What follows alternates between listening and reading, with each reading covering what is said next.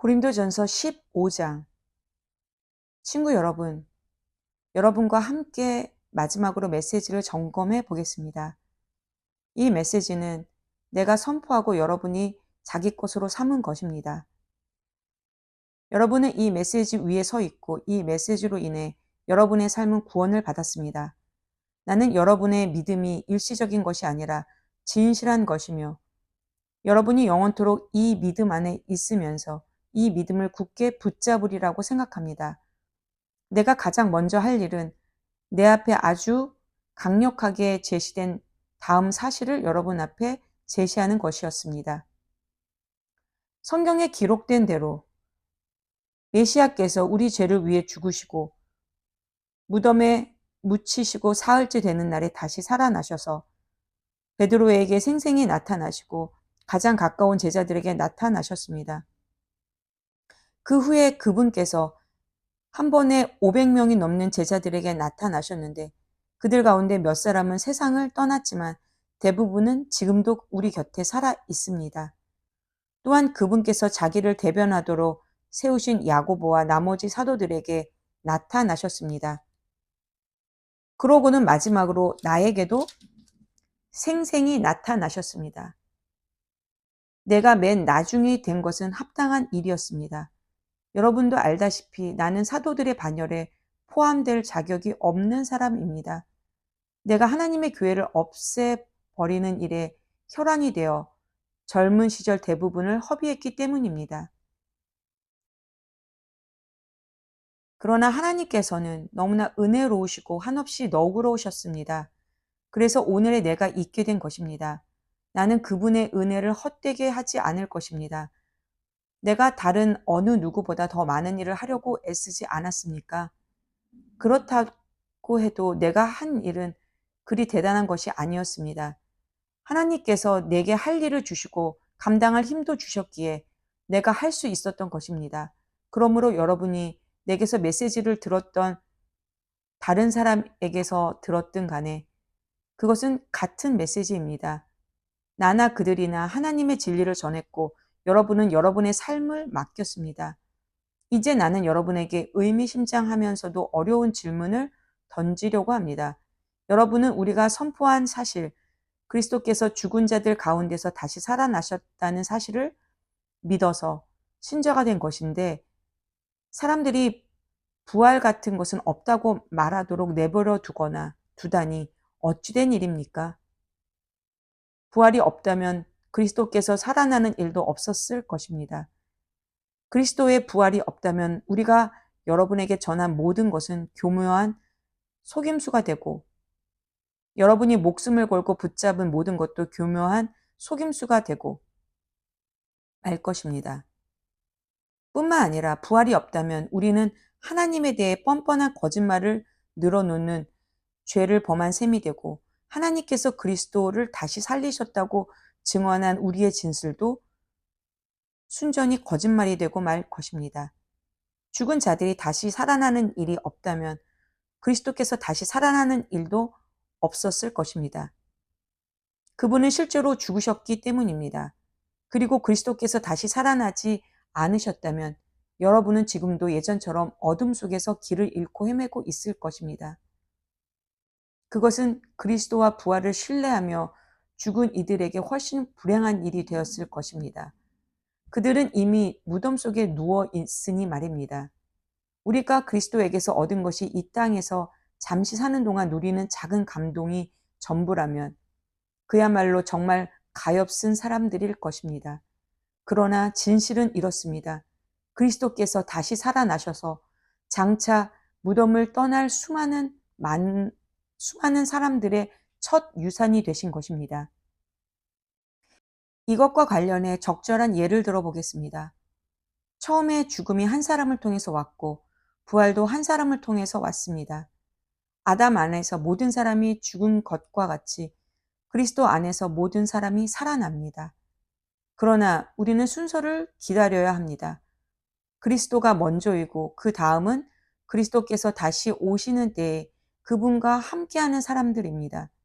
그리스도께서 다시 오시는 때는 장중한 완성의 때일 텐데 그때가 되면 그리스도께서 반대 세력을 부서뜨리고 그의 나라를 하나님 아버지께 넘겨드릴 것입니다. 그분께서는 마지막 원수가 쓰러질 때까지 멈추지 않으실 것입니다. 그 마지막 원수는 다름 아닌 죽음입니다. 시편 기자는 하나님께서 그들 모두를 낮추시고 하나님께서 그들 모두를 짓밟으셨다고 말했습니다. 하나님께서 그들 모두를 짓밟으셨다고 말할 때 모든 것을 짓밟으신 분께서 동시에 짓밟히실 수 없다는 것은 자명한 이치입니다. 하나님께서 마침내 만물과 모든 이들을 다스리실 때 그 아들도 모든 이들의 자리로 내려가 그들과 함께 서서 하나님의 통치가 미치지 않는 곳이 없음을 증명해 보이실 것입니다. 완벽한 결말이 아닐 수 없습니다. 사람들이 죽은 자들을 위해 세례를 받는 이유가 무엇이라고 생각합니까? 죽은 자들의 부활이 없고 하나님의 능력이 무덤 위에서 그치고 만나면 그분께서 무덤을 깨끗이 정리하시고 모든 이들을 끌어올려 일어서게 하실 것을 암시하는 행위를 우리가 무엇 때문에 계속 한다는 말입니까? 내가 이토록 위험한 일에 목숨을 거는 이유가 무엇이겠습니까? 나는 살면서 하루도 빠짐없이 죽음과 직면합니다. 여러분은 내가 부활이신 메시아 예수께서 보증해 주신 여러분의 부활과 나의 부활에 대한 확신도 없이 이 일을 하고 있다고 생각합니까? 여러분은 내가 에베소에서 나의 최후가 되지 않기를 바라면서 사나운 짐승들과 싸울 때 그것이 단지 영웅처럼 행동하려고 한 것에 불과하다고 생각합니까? 결코 그렇지 않습니다.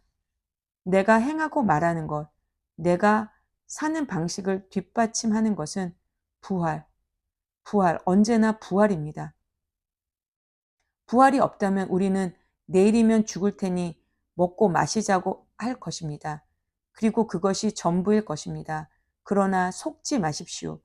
부활을 반대하는 잡담에 물들지 마십시오. 나쁜 친구가 좋은 행실을 망칩니다. 똑바로 생각하십시오. 깨어나 거룩한 삶을 사십시오. 더 이상 부활의 사실에 대해 오락가락하지 마십시오. 지금 같은 시대에 하나님을 알지 못하는 것은 여러분이 부릴 사치가 아닙니다. 이러한 일을 오래도록 방치하다니 여러분은 창피하지도 않습니까? 어떤 회의론자는 꼭 이런 질문을 던집니다. 부활이 어떻게 일어나는지 보여주십시오. 도표로 보여주고 그림으로 보여주십시오. 도대체 부활한 몸은 어떻게 생겼습니까? 자세히 살펴보면 이 질문이 얼마나 어리석은 것인지 알 수 있습니다. 이런 일은 도표로 나타낼 수 없습니다. 우리는 이와 유사한 경험을 정원일에서 찾아볼 수 있습니다. 죽은 것 같은 씨를 심었는데 이내 식물이 무성하게 자랍니다. 눈으로 볼 때 씨앗과 식물은 비슷한 점이 없습니다. 여러분은 토마토 씨를 보고 토마토가 어떻게 생겼을지 헤아릴 수 없습니다. 우리가 흙 속에 심은 것과 거기서 움튼 것은 똑같아 보이지 않습니다. 우리가 땅에 묻는 죽은 몸과 그 몸에서 비롯된 부활한 몸도 전혀 다른 모습일 것입니다. 몸의 종류도 놀랄 만큼 다양하다는 것에 주목해 보십시오.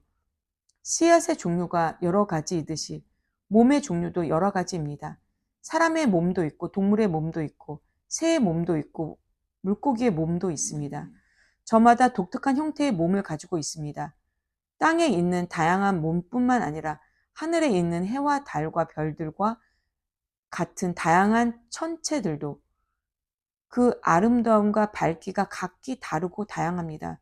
그것을 보는 것만으로도 부활의 영광이 얼마나 다양한지를 어렴풋하게나마 알 수 있습니다. 우리는 부활 이전의 씨를 보고 있을 따름입니다.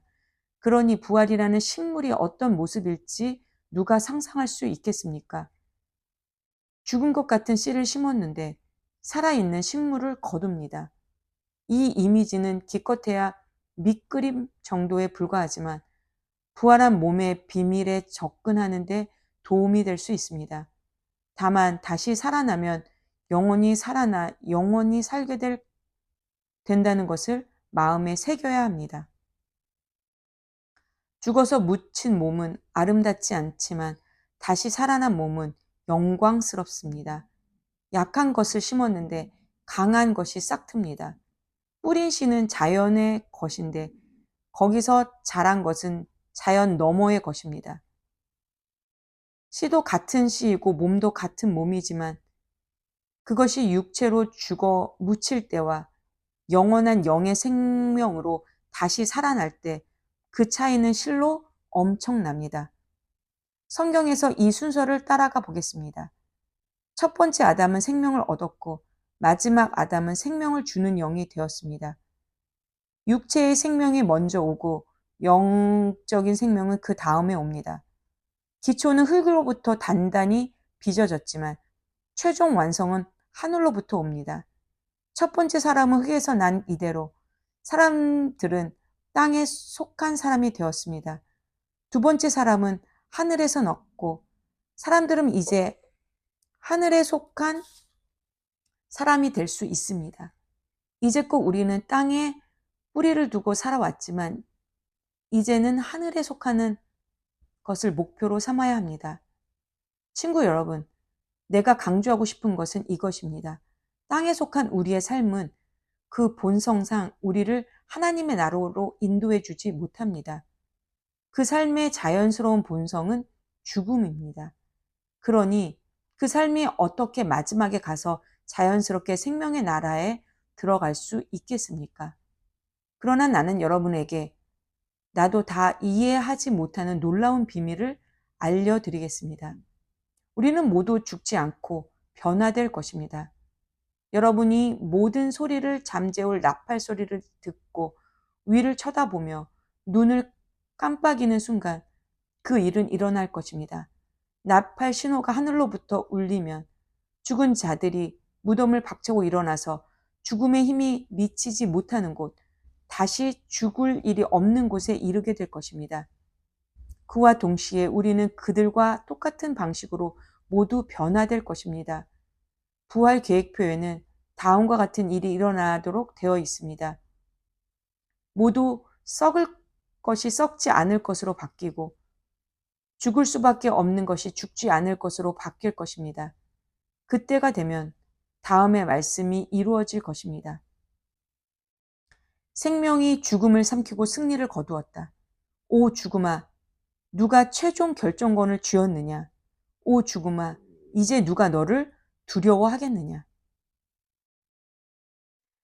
죄가 죽음을 두려운 존재로 만들었고 율법의 죄책이 죄에서 권세와 파괴력을 주었습니다. 그러나 생명이신 분의 단 한 번의 승리로 그 세 가지 죄와 죄책과 죽음이 모두 사라지게 되었습니다. 이 모두가 우리 주 예수 그리스도의 선물입니다.